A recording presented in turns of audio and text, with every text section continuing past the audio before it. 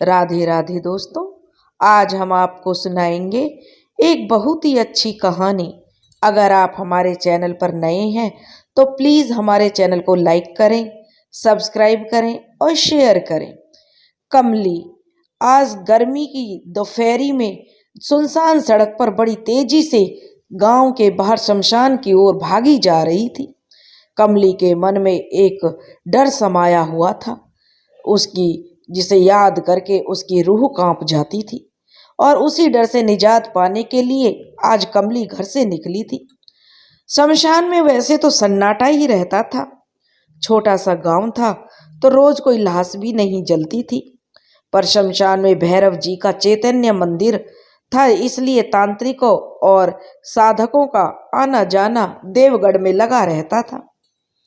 कमली जो एक कापालिक के पास पहुंची और कहने लगी, बाबा मेरी आने वाली बहू को बचा लीजिए।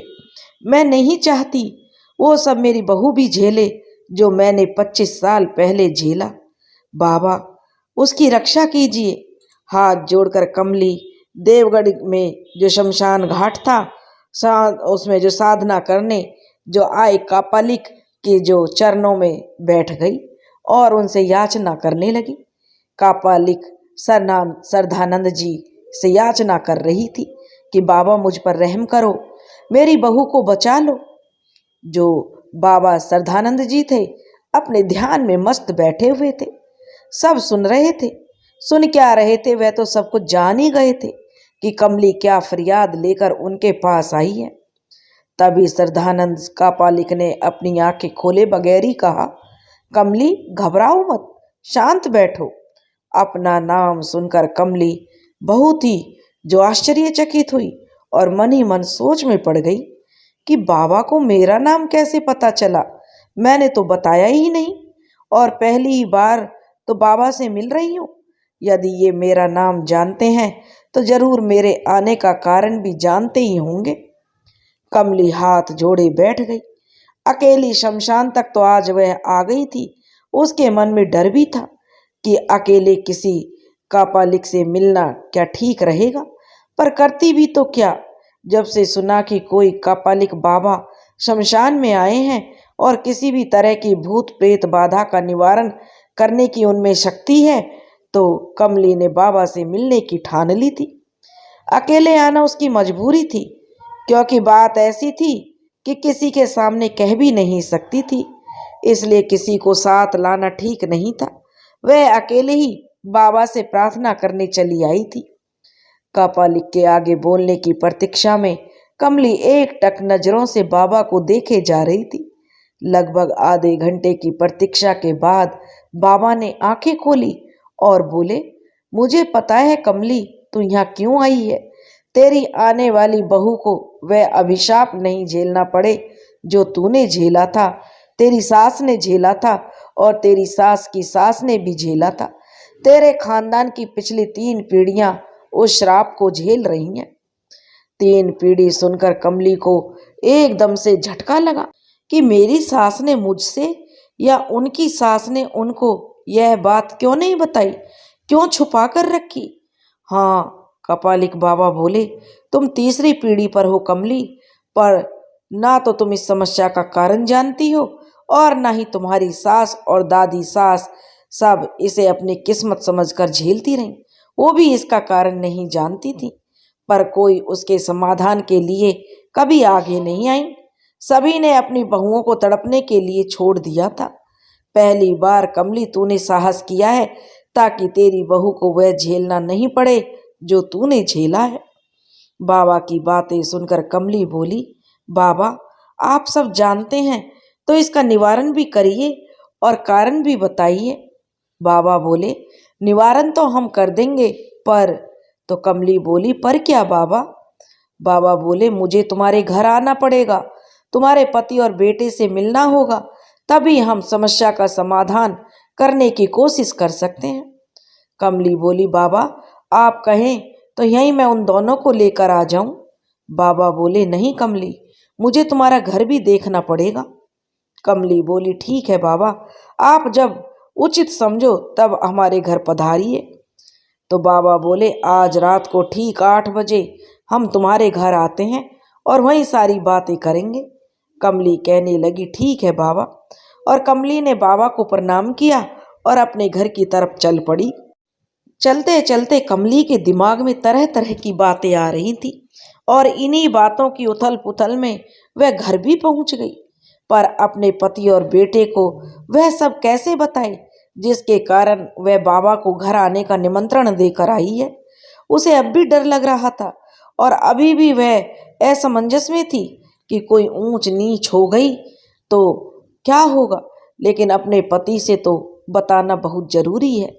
कमली ने शाम को चाय की प्याली अपने पति बलवीर को पकड़ाते हुए कहा कि बाबा से मिलने और उनके घर आने की सारी बात उसने जो अपने पति को बताई।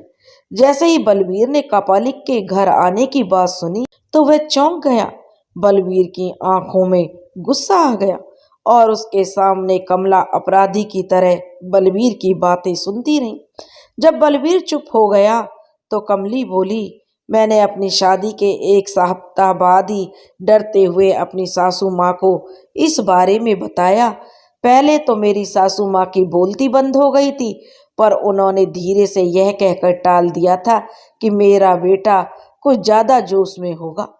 क्योंकि मैं नई थी इस घर में तो मैं आगे कुछ बोल नहीं पाई और ना ही मैं आपसे कुछ कहने की हिम्मत जुटा पाई। बाद में मैं पग फेरे के लिए अपने मायके चली गई। वहाँ मम्मी के पूछने पर सारी बात बताई। मम्मी चौंक गई, पर मुझे जरा भी आभास नहीं होने दिया और हंसते हुए कहा कि नए नए में यह सब होता है। मुझे भी लगने लगा मैंने यह सब सुन ही रखा था, तो हो सकता है मेरे साथ कुछ ज़्यादा हो गया हो। लेकिन मेरी मम्मी को मन ही मन यह आभास हो गया था कि कहीं कुछ तो गड़बड़ है। मेरे आने के बाद गांव के पंडित जो रामदास जी थे, जिन्हें कालिका सिद्धि प्राप्त थी, उनके सामने मम्मी ने सारी बात बताई तो उन्होंने कहा, यह कुल दोष है। जिस घर में तेरी बेटी ब्याह करके गई है उस घर की बहुओं को यह श्राप भोगना पड़ता है, लेकिन अब परेशानी नहीं होगी। तब मम्मी के कारण और निवारण पूछा तो उन दोनों ही स्थिति में अपनी असमर्थता बता दी कि वे इस बारे में कुछ नहीं कर सकते और कहा कि इससे आगे मैं बता भी नहीं सकता कि क्या होने वाला है। पर इतना आश्वासन उन्होंने जरूर दिया कि मुझे जीवन भर अब कोई तकलीफ नहीं होगी और मेरी मम्मी को जो संतोष हुआ कि चलो जो भी है मेरी बेटी अब ठीक रहेगी। पर मन ही में वह सदा डरती रहती थी कि कहीं कोई अनहोनी मेरे साथ ना हो जाए। साल भर बाद मन्नू की शादी की बात चल रही थी तो मम्मी ने मुझे एक दिन वो सारी बातें बताईं जो पंडित रामदास ने मम्मी को बताई थी। मैं चौंक गई और बोली, मम्मी जो मेरे साथ हुआ वो मेरी बहू के साथ भी होगा? तो मेरी माँ ने कहा, हाँ बेटी, मेरे लिए मेरी माँ का हाँ कहना किसी सदमे से कम नहीं था। मैं उसी दिन उस श्राप से मुक्ति के लिए खुद पंडित जी से मिली तो उन्होंने मुझे बताया था कि बेटी, कोई उच्च शमशान साधक या कापालिक जो वाम मार्गी सिद्धियों का स्वामी हो वो ही इस श्राप का कारण जान सकता है, तुम्हारे कुल को इससे मुक्त कर सकता है। सामान्य साधक जो सात्विक आराधना करते हैं उनके बस का यह खेल नहीं है। तभी से मैं अपने गांव में भैरव मंदिर आने वाले कापालिक बाबाओं और साधकों के बारे में चंपा महत रानी से जानकारी लेती रहती थी। उसने ही कल मुझे बताया था कि शमशान में एक उच्च साधक कापालिक बाबा आए हुए हैं और मैं आज उनसे मिलने चली गई। मैं जब शमशान में पहुंची तो उन्होंने आंखें खोले बगैर मेरा नाम लेकर मुझे बैठने का आदेश दिया। मेरे बगैर पूछे ही बाबा ने उनके पास जाने का कारण भी बता दिया और निवारण करने का आश्वासन भी दिया। मैंने आगे बात करना चाही तो बाबा बोले, तुम्हारे घर आकर तुम्हारे पति के सामने करूँगा और आज रात मैंने बाबा को आने के लिए बोल दिया। अब उसका पति कहने लगा। कमला की बात सुनने के बाद थोड़ा चिंतित हो गया। बलवीर की चिंता उसके चेहरे से झलक रही थी। बलवीर ने कमलई की सारी बात सुनने के बाद चिंतित स्वर में कहा, कमली, क्या हुआ था शादी के बाद, यह तो बताओ कमली। कमली ने बताया कि हमारी शादी की पहली रात को जब आप हमारी सुहाग की सेज पर आए, तब तक आप पूरी तरह से सामान्य थे, लेकिन आधी रात के बाद आप अचानक इतने अधिक क्रूर हो गए कि सारी रात आप मुझे अपने आगोश में लेकर मुझ पर जंगली भेड़िए की तरह टूट पड़े। पूरी रात आपने मुझे झकझोरा, मैं थककर चूर हो गई और आप मुझे शिकार समझकर बार बार झपट्टा मार रहे थे। सुबह होते होते आप तो गहरी नींद में चले गए, पर मेरे हाथ पैर और शरीर का हाल बेहाल हो गया। पौर पौर में दर्द हो रहा था, ना उठने में बन रही थी और ना ही आपसे कुछ कह पाने की हिम्मत। पर मैं चुप थी कि कुछ कह भी नहीं सकती थी और इसे अपनी किस्मत समझकर दूसरे दिन नहा धोकर घर के रीति रिवाजों में व्यस्त हो गई। कमली की बात सुनकर बलवीर का माथा ठनका। 25 साल पहले की यादें एक बार उसके सामने उभरने लगी। उसे शादी की रात अपने कमरे में आने और सुहाग की सेज पर कमला को हाथ पकड़कर एकटक निहारने तक का दृश्य याद था। फिर आगे क्या हुआ वह कुछ भी नहीं याद आ रहा था। सीधे सुबह उठते ही वह दृश्य याद आ रहा था जिसमें वह खुद को बहुत थका हुआ महसूस कर रहा था। बलवीर बहुत गहरी सोच में जाकर जो कमला ने कहा उसे याद करने की कोशिश कर रहा था, पर कुछ भी याद नहीं आ रहा था। वह आश्चर्यचकित और आंखें फाड़कर कमली को देखे जा रहा था। यह बात कहते कहते कमली के रोंगटे खड़े हो गए और उस पल को याद करते ही उसकी आंखों में आंसू बहने लगे। कमली ने आंसू पोंछे और बोली, दूसरे दिन आपके हाव भाव बिल्कुल सामान्य थे। दिन भर आप दोस्तों से घिरे हुए गप्पेबाजी और अपने मनोरंजन में लगे हुए थे। मैं भी रीति रिवाजों को पूरा करने में लगी रही। कुछ दिन में सब कुछ सामान्य रहा, पर कमरे में आने के बाद आधी रात होते ही आप मुझ पर भेड़िए की तरह टूट पड़े। दूसरी रात, तीसरी रात, चौथी रात और पांचवी रात तक यह सिलसिला जारी रहा। छठी रात को सब सामान्य हो गया। उसके बाद वैसा कुछ भी ऐसा मेरे साथ घटित नहीं हुआ, पर वे 5 रात मेरे जीवन की सबसे भयानक रातें थी। ना मैं कुछ कर सकती थी और ना ही किसी से कुछ कह सकती थी। कमली की बातें सुनकर बलवीर बहुत तनाव में आ गया, क्योंकि बलवीर सौम्य, शर्मीला और हंसमुख स्वभाव का व्यक्ति था। इस तरह की आताताई कैसे कर सकता था, वह भी अपनी नई दुल्हन के साथ। और यह सिलसिला 5 रातों तक चला। यह सोचकर उसका मन में गलानी का भाव आने लगा और वह कमली से माफी मांगने लगा।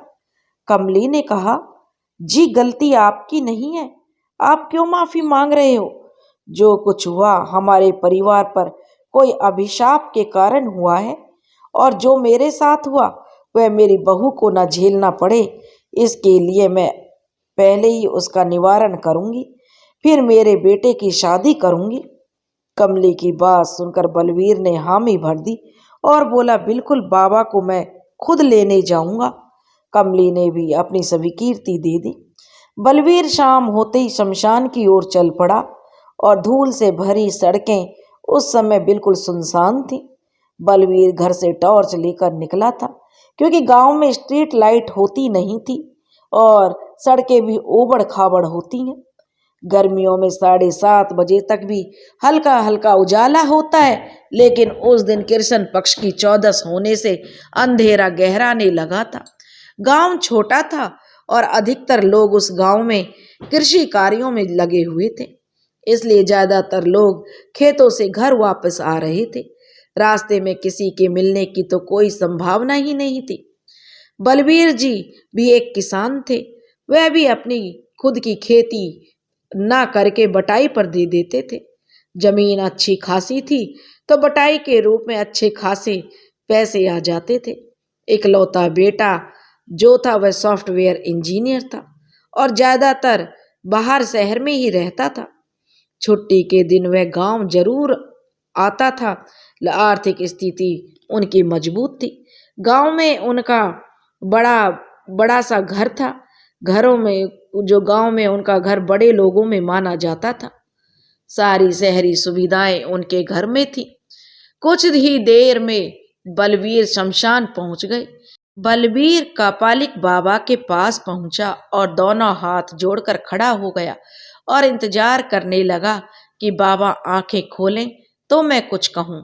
शमशान में उजाला तो था नहीं, तो बलवीर ने टॉर्च से उजाला कर रखा था। कुछ देर में बाबा ने आंखें बंद किए ही कहा, बलवीर आओ बैठो, चलते हैं कुछ देर में। बलवीर एकदम से चौंक गया। बगैर देखे ही बाबा ने नाम बता दिया और आने का कारण भी समझ लिया। जो कमली ने बताया था वो बिल्कुल सच निकला। बलवीर का मन और सर दोनों श्रद्धा से नतमस्तक हो गए। बाबा ने आंखें खोली और अपना झोला कांधे पर लिया और नाग दंड हाथ में उठाया और बोला, चलो बलवीर, आज तेरे घर की समस्या का निवारण करते हैं। घर गृहस्थी खेती बाड़ी की सामान्य बातें करते हुए बाबा बलवीर के साथ चल रहा था। एक कापालिक का इतना सरल रूप देखकर बलवीर आश्चर्य में था। वो जो अपनी साधना के बल पर मेरा नाम और काम दोनों जानते हैं, वो केवल रास्ते में समय काटने और भय दूर करने के लिए सामान्य इंसान की तरह बातें कर रहे थे। ये जरूर ही उच्च कोटि के साधक हैं। कुछ ही देर में बाबा को लेकर बलवीर घर आ गया। दरवाजे पर कमली ने उनको प्रणाम किया। बाबा ने आशीर्वाद की मुद्रा में हाथ उठाया और अपने झोले में से 2 काले धागे रक्षा सूत्र के निकाले और बलवीर और कमला को बांधने को कहा। दोनों ने वह रक्षा सूत्र बांध लिए। तभी बाबा ने घर की देहली के जो अंदर पैर रखा। बाबा को सारा कारण और निवारण पता था, इसलिए वह पहले ही सारी तंत्र सामग्री साथ लेकर निकले थे।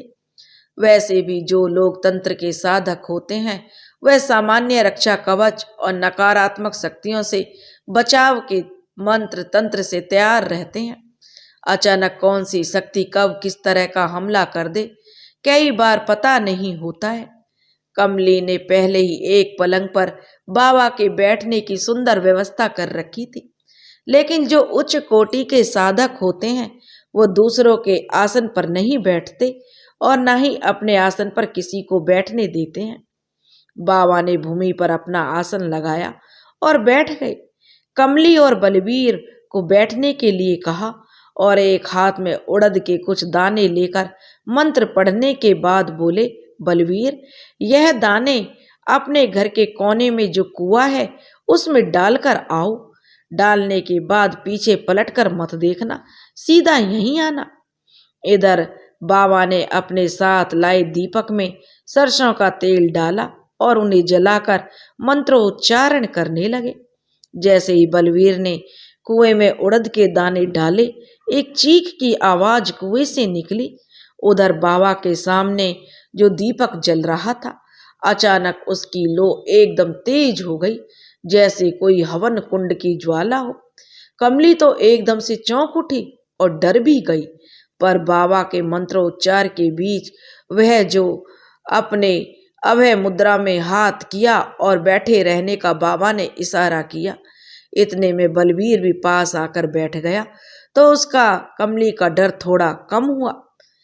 बाबा के लगभग आधे घंटे तक मंत्रोच्चार के बाद दीपक की लो में एक काली आकृति उभरने लगी, जो शुरू में उभरी और गायब हो गई। ऐसा 2 बार हुआ, लेकिन कापालिक बाबा ने बगैर कुछ क्रियाकलाप किए अपना मंत्र जाप चालू रखा और जैसे ही तीसरी बार आकृति उभरी, तुरंत अपनी झोली से भभूत लेकर दीपक के चारों तरफ एक गोला बना दिया। अब वह आकृति साफ दिखाई दे रही थी। एक 20-22 साल के लड़के की आकृति उभर रही थी, जिसकी आंखों में इतनी लाली थी जैसे जलता हुआ अंगारा रख दिया हो। गुस्से में उसका चेहरा तमतमा रहा था। तभी दीपक में उभरे हुए उस चेहरे ने जोर से कहा, मैं तेरे हाथ आने वाला नहीं हूं कापालिक, मैं इसकी कई पीढ़ियों तक बदला लूंगा। अभी तो 4 ही पीढ़ी हुई हैं, मैं छोड़ूंगा नहीं इनको। मैं अपनी संतान को जन्म दूंगा इस परिवार में। मेरे साथ धोखा करा है इसकी परदादी ने। बलबीर और कमला बड़े गौर से उस दीपक की लौ से आ रही आवाज को सुन रहे थे। तभी बाबा ने सरसों के कुछ दाने दीपक में डाल दिए और दीपक की लौ में वो दिखने वाली आकृति तिलमिला उठी और जैसे उसका बस चले तो वह उस बाबा पर हमला कर दे। पर कापालिक बाबा सिद्ध योगी था, उसका वह आकृति कुछ बिगाड़ नहीं पाई। पर बलवीर पर वह सवार हो गई।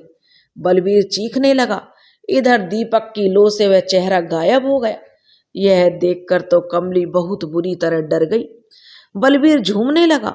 उस युवक की आत्मा ने बलवीर के शरीर को अपने में कब्जा करने की कोशिश करी थी। घबराते हुए कमली बोली, बाबा ये क्या हो गया?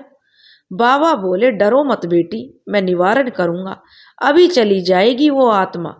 कापालिक बाबा ने कमली को धैर्य बंधाया और कहा। कापालिक बाबा ने जो हाथ में फिर से भभूत ली और हथेली चौड़ी करके बलवीर की तरफ फूंक मारी। बलवीर सामान्य होने लगा। कापालिक बाबा ने कमली को इशारा करके बलवीर पर पानी के छींटे मारने को कहा। बलवीर सामान्य हुआ और पानी का पूरा लोटा पी गया। दीपक की लौ में फिर से वह चेहरा आ गया। जैसे ही चेहरा उभरा, बाबा ने कड़क आवाज में उसे आदेश दिया, तू चला जा इस घर से, क्या चाहिए तुझे? वह चेहरा बोला, तुम वो मुझे नहीं दे सकते जो मुझे चाहिए, मेरा काम पूरा होगा तब मैं चला जाऊंगा। तो बाबा ने कहा, तू जो कह रहा है वह गलत है, तेरी मुक्ति नहीं होगी तो तेरी आत्मा और भटकेगी, मैं तुझे मुक्ति दिला दूंगा। कापालिक बाबा बड़े आत्मविश्वास से कहने लगे। तो वह कहने लगा, नहीं, मुझे मुक्ति नहीं, मुझे बदला लेना है इस परिवार से। तुम मुझे मेरा प्यार दिला सकते हो, मुझे केवल मेरा प्यार चाहिए। मेरे साथ बेवफाई की है उसने, मैं उसका बदला लेकर ही रहूंगा। वह चेहरा बड़ा गंभीर होकर बोलने लगा। कापालिक बाबा ने पूछा, तू कौन है, क्या हुआ था तेरे साथ, बता। तभी दीपक की लौ लहराने लगी और उस लौ में जो चेहरा था वह उदास हो गया और धीमे से आवाज आई, मैं सोहन हूँ और मैं करमवीर दादा के यहाँ काम करता था। करमवीर दादा की खेती का सारा काम मैं ही करता था। और चेहरा इतना कहकर चुप हो गया। कापालिक बाबा ने पूछा, आगे बता, क्या हुआ था तेरे साथ और तू क्यों इस परिवार के पीछे पड़ा है? तब वह कहने लगा, करमवीर दादा बलवीर के परदादा थे। उनका बेटा करमवीर जो बलवीर का दादा था वो मेरी ही उम्र का था। मेरी और करमवीर में बहुत अच्छी पड़ती थी। वह मुझे नौकर नहीं बल्कि दोस्त की तरह रखता था। हमारे बीच बातचीत में बहुत खुलापन था। मेरी शादी छोटी उम्र में हो गई थी। 13 साल की उम्र में ही मेरी दुल्हन चंपा भी घर आ गई थी। वो मेरे लिए एक दोस्त की तरह थी। मैं अपनी पत्नी से बहुत प्यार करता था। उसके साथ रहना मुझे बहुत अच्छा लगता था। लेकिन हम लोग तब तक केवल रिश्ते में पति पत्नी थे। हमारा कोई संबंध नहीं बना था और न ही हम संबंध के बारे में कुछ अधिक जानते थे। उम्र के साथ आए परिवर्तन हम महसूस जरूर करने लगे थे। मैं चंपा के इसी आकर्षण के कारण उसके साथ कुछ ज्यादा समय बिताने लगा था। कई बात तो करमवीर के पास भी नहीं जाता था और खेत के जरूरी काम निपटाकर अपनी पत्नी चंपा के पास पहुंच जाता था। चंपा का और मेरा संबंध अभी बातों तक ही सीमित था। इससे आगे हम अभी नहीं बढ़े थे। करमवीर ने बहुत ही बार मेरे और उसके पास नहीं आने का कारण पूछा तो मैं बहाने बनाकर टाल जाता, लेकिन वो जान गया था कि मैं क्यों उसके पास नहीं जाता हूँ।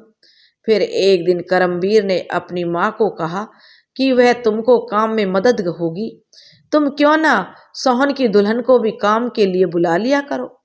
तो करमवीर की माँ को यह बात जम गई। उन्होंने मुझे बुलाकर कहा, कल से चंपा को भी काम पर ले आया करो, मैं तुम्हारी पगार दुगनी कर दूंगी। मैं पगार दुगनी होने की बात सुनकर बहुत खुश हुआ और जाकर यह बात मैंने अपनी पत्नी चंपा और अपनी माँ को बताई। दोनों बहुत खुश हुई। दूसरे दिन मैं सुबह चंपा को लेकर गया। करमवीर की माँ के साथ चंपा की बहुत अच्छी पटने लगी थी।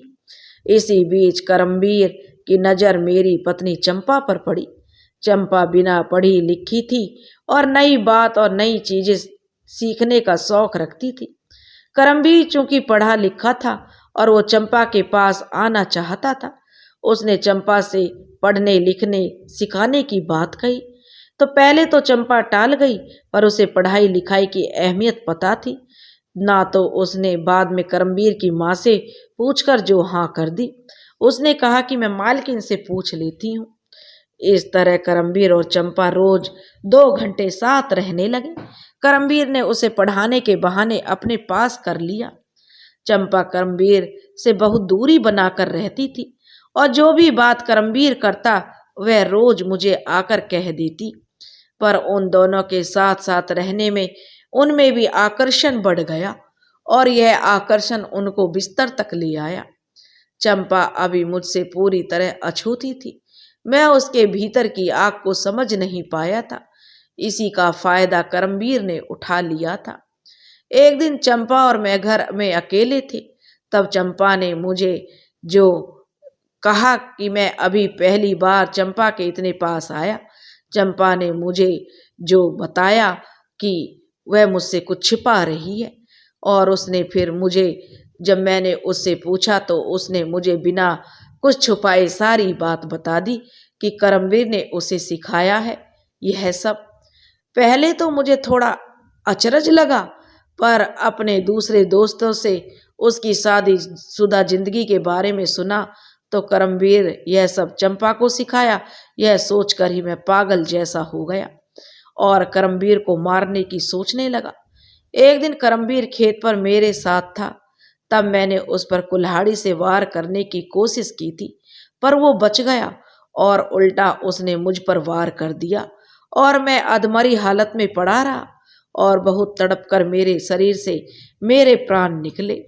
और फिर दीपक की लौ में वह चेहरा जो बता रहा था उसे कापालिक तो पहले से ही जानता था, पर बिमला और बलवीर यह सब कह रहे थे तो उनको यह सब बात जो शायद झूठी कह देते। इसलिए कापालिक बाबा ने जो उनके पुरखों की महानता के किस्से सुनाना उन्हें अच्छा नहीं लगा था कि कापालिक बाबा कितना भी उनके पुरखों की बात उन्हें बताते तो वो विश्वास नहीं करते। यहाँ पर अब वे दोनों खुद ही जो उस आत्मा से सुन रहे थे कि कितना शर्मनाक था यह सब। इसलिए कापालिक ने सोहन के प्रेत को दीपक की लौ में बांधकर सब कुछ पूछा था, जिसे सुनकर बलबीर और कमला दोनों एक दूसरे का चेहरा देखते और कभी बाबा का चेहरा देखते। कापालिक बाबा ने फिर ऊंची आवाज में दीपक की लौ में दिखाई दे रहे सोहन के प्रेत से पूछा, फिर क्या हुआ सोहन?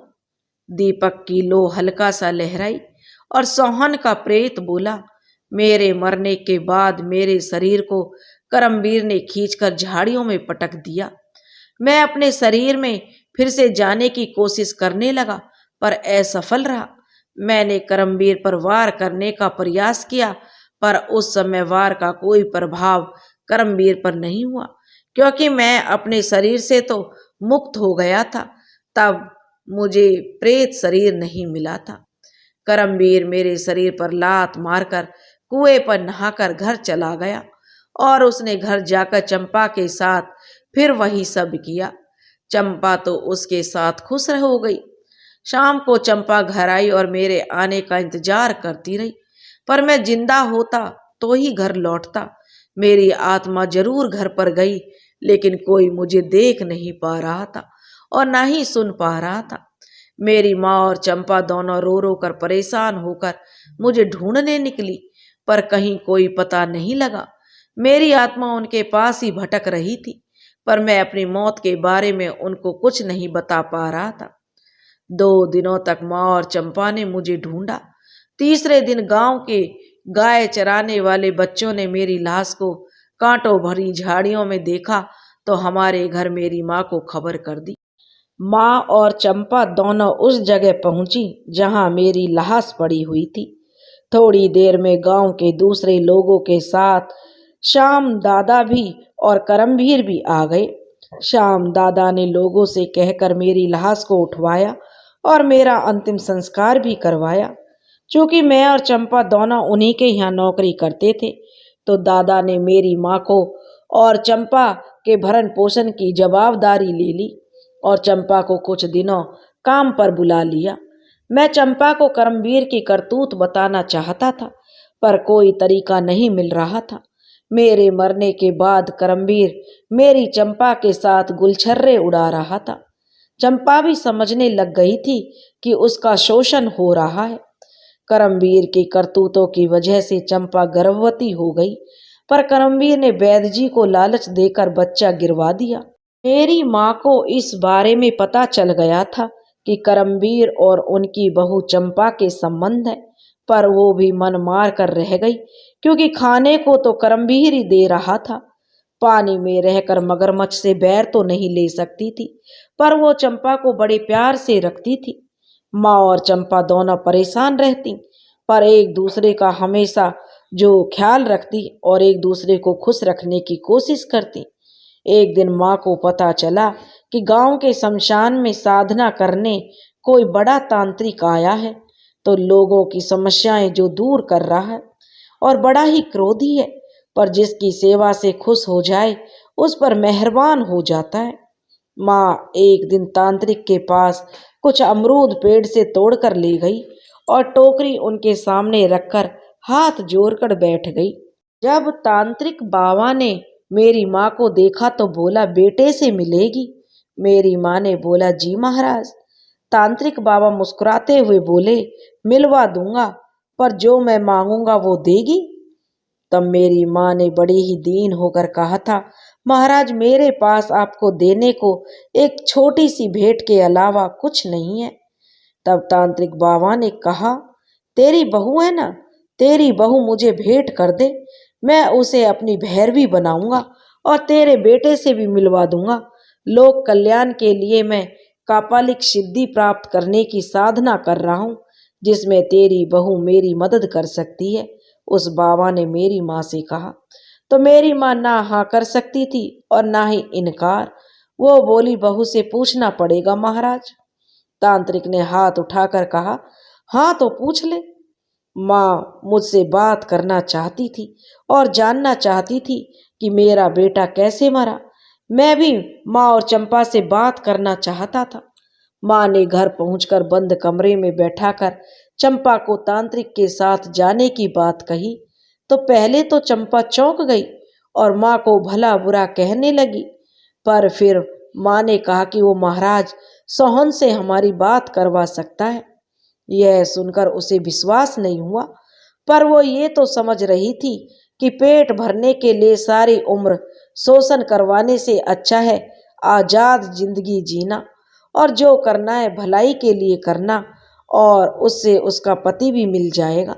भले ही शरीर के साथ ना मिले, पर आत्मा को तो वह प्यार दे ही सकती है। वह तैयार हो गई। दूसरे दिन रात को माँ चंपा को लेकर तांत्रिक बाबा के पास शमशान पहुंची, तो दोनों ने तांत्रिक को प्रणाम किया और बैठ गई। तांत्रिक ने चंपा से प्रश्न किया, क्या तुम मेरी सहायक भैरवी बनोगी? मैं तुमको तंत्र विद्या में पारंगत कर दूंगा और तुम्हारे पति की आत्मा को भी तुम्हारे सामने लाकर बात करवा दूंगा। यदि तुम साधना में बढ़ती गई और श्रेष्ठ साधक हो गई, तो तुम स्वयं एक सिद्ध भैरवी हो जाओगी। चंपा ने की उम्र उस समय 20 साल ही पूरे किए थे, इसलिए तांत्रिक भी उस पर मेहरबान हो गया, क्योंकि उसकी भविष्य में होने वाली युगल साधनाओं के लिए स्थायी भैरवी मिल रही थी। चंपा ने हाँ कर दी और कहा, मैं तैयार हूँ, लेकिन मैं समझ रहा हूँ। तांत्रिक ने कहा कि पहले तुम सोहन से बात कर लो, और तांत्रिक ने अपने सामने जल रहे हवन कुंड में सरसों के कुछ दाने डाले, और मैं अपने प्रेत शरीर के साथ माँ और चंपा के सामने था। वो दोनों मुझे देखकर बहुत खुश हो रही थी। मैं भी खुश हुआ। वो दोनों मुझे देख पा रही थी।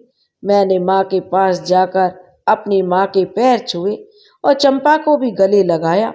हालांकि उनको मेरा स्पर्श पता नहीं चल रहा था, पर वो दोनों ये सब देख रही थी। मैंने तांत्रिक को प्रणाम किया और धन्यवाद दिया कि उन्होंने माँ और चंपा से मुझे मिलवा दिया। उसने भी आशीर्वाद में हाथ उठाया। माँ और चंपा मुझे देखकर रोने लगी। रोते रोते माँ ने पूछा, बेटा तू हमें अकेला छोड़कर कैसे चला गया? मैंने सारी बात अपनी माँ को बता दी। मैं जो बता रहा था उसे माँ और चंपा और वो तांत्रिक ही सुन सकते थे, और कोई नहीं। वैसे वहां कोई था भी नहीं जो इन बातों को सुनता। सोहन का प्रेत एक बार फिर चुप्पी साध गया, जैसे वो कुछ गहरा सोच रहा हो। इधर रात गहराती जा रही थी। कापालिक बाबा ने फिर सोहन से कहा, आगे क्या हुआ? तो बलवीर और कमली की आंख और कान पूरी तरह से दीपक की लो पर लगे हुए थे।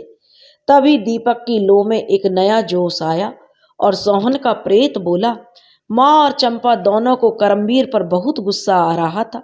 दोनों ने एक स्वर में साधु महाराज से कहा, महाराज हमें बदला लेना है करमवीर से, आप जो कहेंगे हम करेंगे।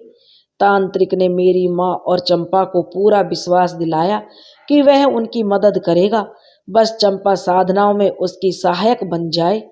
साथ में उसने माँ को पैसे देने का भी भरोसा दिया। अंधा क्या चाहे केवल दो आंखें। यही स्थिति मेरी चंपा की और मेरी माँ की थी। मैं किसी भी तरह करमवीर को खत्म करने की कोशिश में लगा था।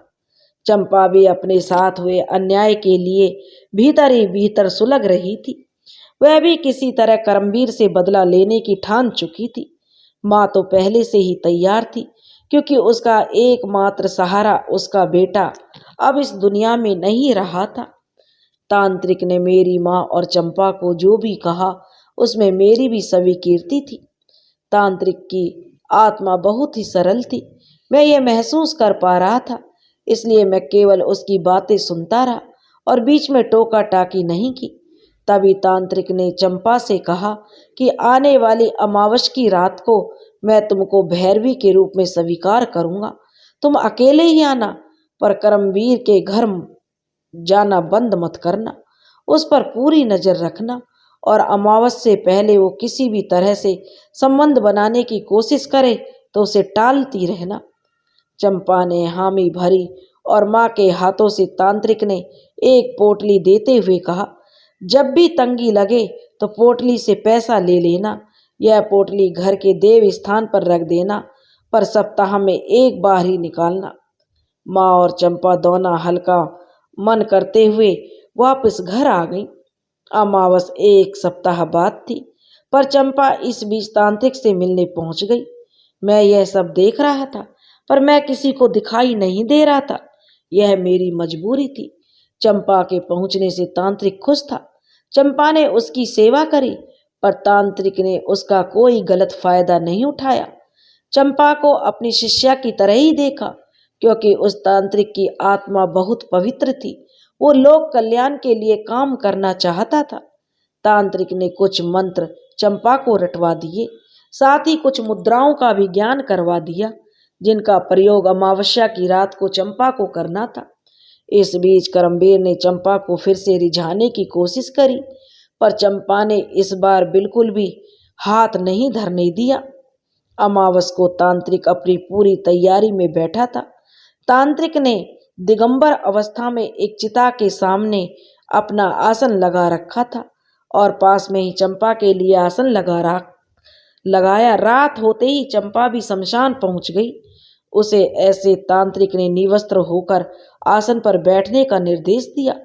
चंपा को पहले से ही तांत्रिक ने सब कुछ बता दिया था कि वो भी निसंकोच होकर वस्त्र त्याग करके आसन पर बैठ गई। तांत्रिक ने मंत्रोच्चार के साथ चिता पर आहुति देना शुरू की और उसका निर्देश पाते ही चंपा ने भी आहुति डालना शुरू कर दी। कुछ ही देर में शमशान का वातावरण भारी होने लगा। अमावस की रात में हम प्रेत बहुत जल्दी किसी के प्रति आकर्षित हो जाते हैं, और उसमें यदि शक्ति है तो हमें अपने पास रखने की हम उसकी मदद भी करते हैं। चंपा के शमशान में होने के कारण मुझे तो बिना बुलाए चंपा और तांत्रिक की मदद करने जाना ही था। मैं सारी क्रियाएं देख रहा था। कुछ ही देर तक आहुतियां देने के बाद तांत्रिक ने चंपा को एक संकेत किया और वो खुद लेट गया।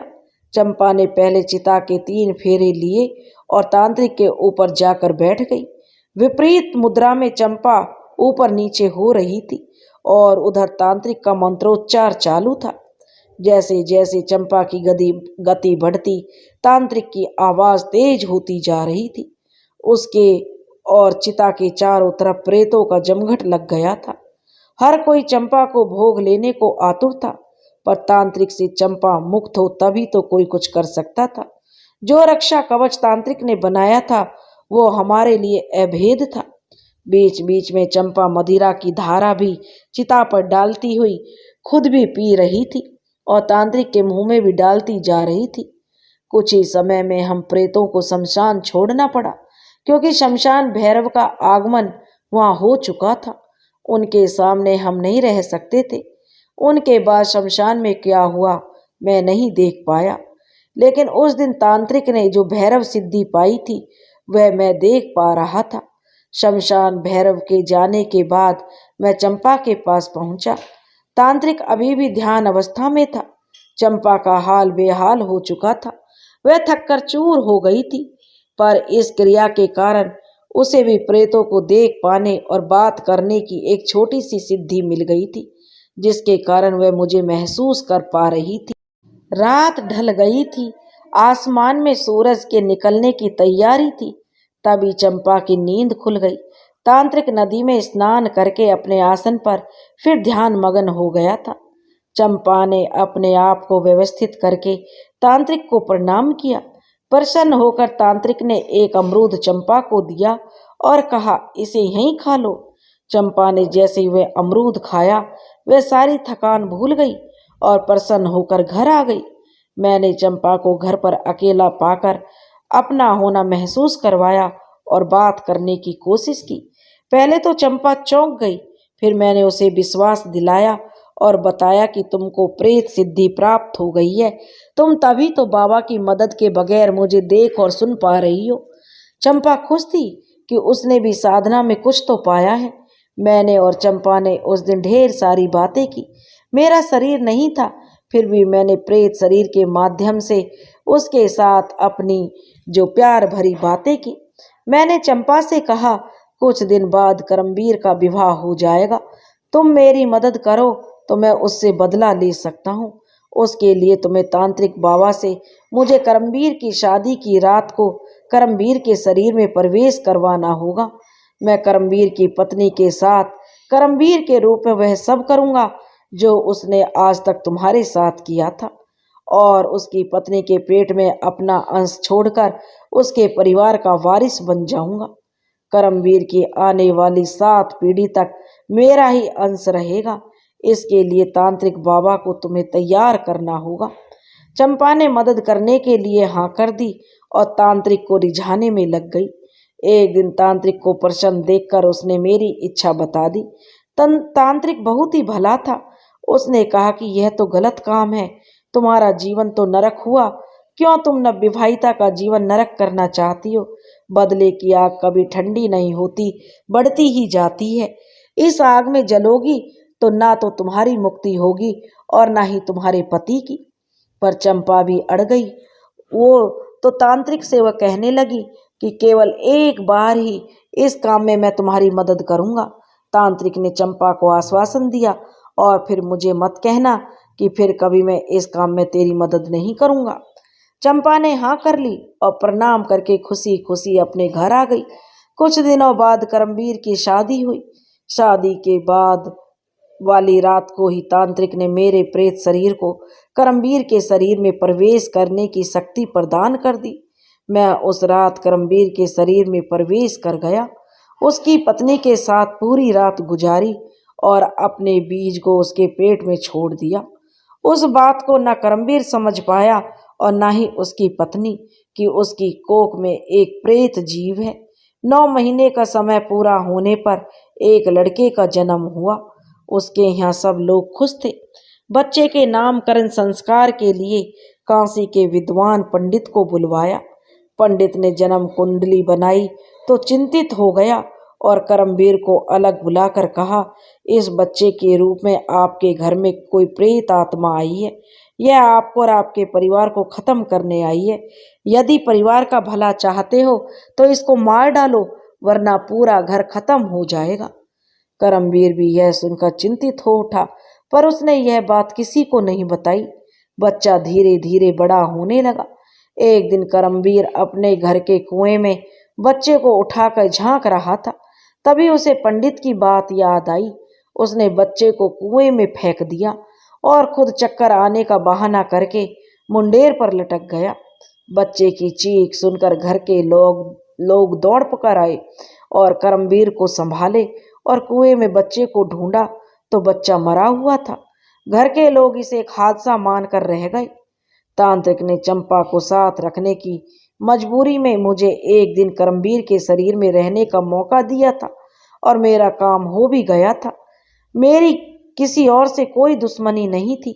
मैं भी चंपा के कहने पर प्रेत शरीर से मुक्त होकर नए जन्म के लिए तैयार हो गया। चंपा ने मेरा पिंडदान और अन्य क्रियाएं करके मेरी मुक्ति का रास्ता तैयार करवा दिया था। लेकिन करमवीर की यह करतूत एक बार फिर मुझे मात दे गई। मैंने चंपा को सारी करतूत बताई और कहा कि मुझे अभी मुक्त मत करो, मुझे इतना ताकतवर बना दो कि मैं इस परिवार की हर नववधू को भोग सकूं और अपना बीज उसकी कोख में डाल सकूं।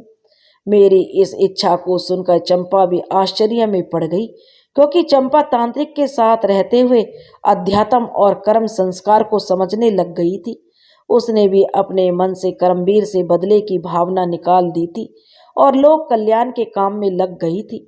उसने मुझे समझाने की बहुत कोशिश की। वह बोली, तुम्हारा बदला पूरा हो गया। किसी को भी सजा एक बार दी जाती है, बार बार नहीं। क्यों अपनी आत्मा को भटका रहे हो? पर मेरे अंदर बदले की भावना तेज होती जा रही थी। तब तक तांत्रिक भी गांव छोड़कर जा चुका था। जब कभी उसे युगल साधना करनी होती तो चंपा को बुला लेता था। कुछ साधनाएं चंपा भी जो करके सिद्धियां प्राप्त कर चुकी थी, वह मेरी इच्छा के बिना तांत्रिक की मदद के पूरी भी कर सकती थी, यह मैं जानता था। उसने मुझे समझाने की बहुत कोशिश की। वह बोली, तुम्हारा बदला पूरा हो गया है। किसी को भी सजा एक बार दी जाती है, बार बार नहीं। क्यों अपनी आत्मा को भटका रहे हो? पर मेरे अंदर बदले की भावना तेज होती जा रही थी। तब तक तांत्रिक भी गांव छोड़कर जा चुका था। जब कभी युगल साधना तांत्रिक को करनी होती तो वह चंपा को बुला लेता था। कुछ साधनाएं चंपा भी जो करके सिद्धि प्राप्त कर चुकी थी, वह मेरी इच्छा बिना तांत्रिक की मदद के भी पूरी कर सकती थी, यह मैं जानता था। मैंने उससे कहा कि मैं अपनी जगह करमवीर के कुएं में चाहता हूँ। तुम मुझे किसी पत्थर में प्रवेश करा दो और उस कुएं में डाल दो जहाँ बच्चा मरा था। लेकिन उसके पहले मुझे इतना ताकतवर बना दो कि मैं इस परिवार की हर नववधू को भोग सकूं और अपना बीज उसकी कोख में डाल सकूं। करमवीर की आने वाली 7 पीढ़ी तक न ही दुल्हन 5 रात मेरे बस में रहे और कुछ नहीं चाहिए मुझे। उसके बाद मैं खुद इस परिवार को छोड़कर चला जाऊंगा, बदला लेकर अपने अभिशाप से मुक्त कर दूंगा। चंपा मेरी बात मानने को तैयार नहीं थी। वो मेरी मुक्ति के लिए प्रयास कर रही थी। वो जानती थी मेरी मुक्ति केवल वो ही करवा सकती है। इसके अलावा कोई मुझे भविष्य में प्रेत योनि से शायद ही मुक्त कर सके। मैं यह भी समझ रहा था, क्योंकि मनुष्य की अधिकतम उम्र तो 100 साल होती है, मगर प्रेत की आयु हजारों साल रहती है। कुछ सालों बाद चंपा जब संसार छोड़ देगी तब मेरी मुक्ति करवाने वाला कोई नहीं होगा। पर मेरा लक्ष्य करमवीर के परिवार को बर्बाद करना था। चंपा मुझे बहुत चाहती थी। वो मेरी बात को मजबूर होकर उसने स्वीकार कर रही थी। चंपा दिन में करमवीर के यहाँ काम करके ही सामान्य इंसान की तरह रहती थी। माँ भी अब चल बसी थी। रात में शमशान में ही चंपा का मुकाम होता था। इसलिए चंपा ने 3 रात तक विभिन्न क्रियाएं करके मेरी आत्मा को इच्छा शक्ति से बांधकर केवल 5 रात की ताकत देकर एक पत्थर में स्थापित कर दिया था। और जब वो काम करने गई तो उस कुएं में वो पत्थर बाल्टी में डालकर नीचे दबा दिया, जो कि मेरा शरीर था। मैंने जो भी चाहा चंपा ने कर दिया। मैं चंपा से बहुत प्यार करता था, इसलिए मैंने उसे वचन दिया कि इस परिवार की 7 पीढ़ी तक नई दुल्हन के साथ 5 रात मैं रहूंगा। उसके अलावा मैं कोई गलत काम नहीं करूंगा, फिर इस परिवार को मुक्त कर दूंगा। और मैंने कभी कोई गलत काम नहीं किया, लेकिन मेरी कोशिश पिछली 4 पीढ़ी से असफल रही। मैं अपना कोई भी बीज इस परिवार की नई दुल्हन की कोख में नहीं डाल पाया। पर अब भी मेरे सामने 3 मौके हैं। मैं बदला लेकर रहूंगा, मैं बदला लेकर ही रहूंगा। सोहन का प्रेत चीख चीख कर बोलने लगा। कमली और बलबीर को तो मानो सांप सूंघ गया हो। दोनों सारी घटना दीपक की लौ में सुनने के बाद जो स्तब्ध रह गए। कापालिक बाबा ने सोहन के प्रेत को बहुत समझाया कि तुम बदले की आग में जल रहे हो और यह आग तुम्हारे कई जन्म बिगाड़ देगी। मैं तुमको मुक्त कर सकता हूँ, मेरा कहा मानो तो। लेकिन प्रेत चीख कर कहा कि मैं नहीं सुनना चाहता मुझे कुछ, और भवक कर जो दीपक बुझ गया। सुबह हो गई थी। कापालिक बाबा ने बलवीर और कमली की तरफ देखते हुए कहा, सुना तुमने, एक व्यक्ति के कर्म आने वाली पीढ़ियों के लिए भी अभिशाप बन जाते हैं। चिंता मत करो, आज रात को मैं फिर उसे बुलाऊंगा और दिन में तुम कुएं में से किसी तरह उतरकर उसके नीचे जो पत्थर है उसे निकलवाना। जिस पत्थर में मोहन की आत्मा है उस पर सिंदूर लगा हुआ है।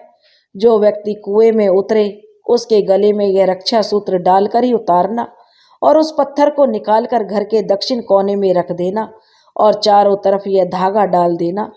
तुम उस पत्थर को मत छूना। दिन भर पत्थर निकलवाकर बलवीर ने कोने में रख दिया। रात को 8 बजे फिर कपालिक बाबा जो बलवीर के द्वार पर आ गए।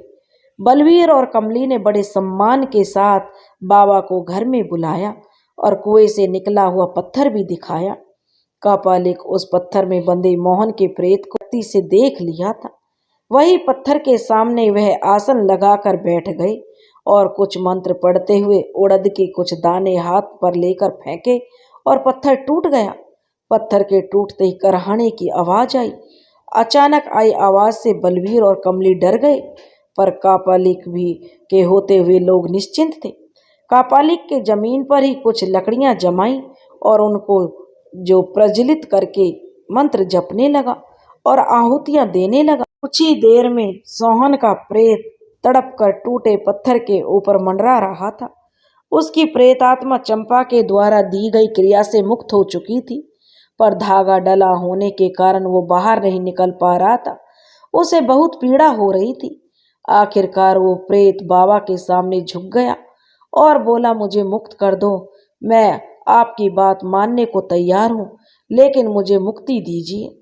कापालिक भी यही चाहता था। पत्थर के चारों तरफ डले धागे को कापालिक बाबा ने हवन की तरफ से खोल दिया। सोहन का प्रेत प्रकट हुआ और देखते ही देखते उस हवन की अग्नि में समाहित हो गया। कापालिक के कुछ आहुतियां और दी और अंतिम आहुति बलवीर ने दी। कापालिक ने जो बलवीर से कहा, सुबह यह राख समेटकर शमशान ले आना, वहीं इसका पिंडदान करेंगे। कापालिक ने कुएं के पास जाकर अपने थैले से गंगाजल निकालकर कुएं में डाला और कापालिक बाबा शमशान में की तरफ आ गया। सुबह बलवीर हवन की राख को समेटकर थैले में भरकर कापालिक के पास पहुंचा। वहां पर एक पंडित जी पहले से ही मौजूद थे। बाबा के निर्देश अनुसार पंडित ने नदी किनारे पिंडदान करवाया और सोहन की आत्मा को प्रेत योनि से मुक्त किया। नदी पर स्नान करके बलवीर कापालिक के पास बैठ गया और फिर उस तरफ गया जहां कापालिक वहां से जो प्रस्थान कर चुका था। बलवीर ने चारों तरफ खोजा, पर कापालिक बाबा तो गांव छोड़ चुका था। कुछ दिनों बाद जो बलवीर और कमला के आंगन में उनके बेटे की शादी की शहनाई गूंजी। जब नई दुल्हन घर में प्रवेश कर रही थी, तभी अचानक कापालिक बाबा प्रकट हुए और नई बहू को सदा के लिए अभिशाप से मुक्त करके सदा सुखी रहो का आशीर्वाद देकर अंतर्ध्यान हो गए। दोस्तों, अगर आपको हमारी कहानी पसंद आई हो तो प्लीज़ हमारे चैनल को लाइक करें, सब्सक्राइब करें और शेयर करें। राधे राधे।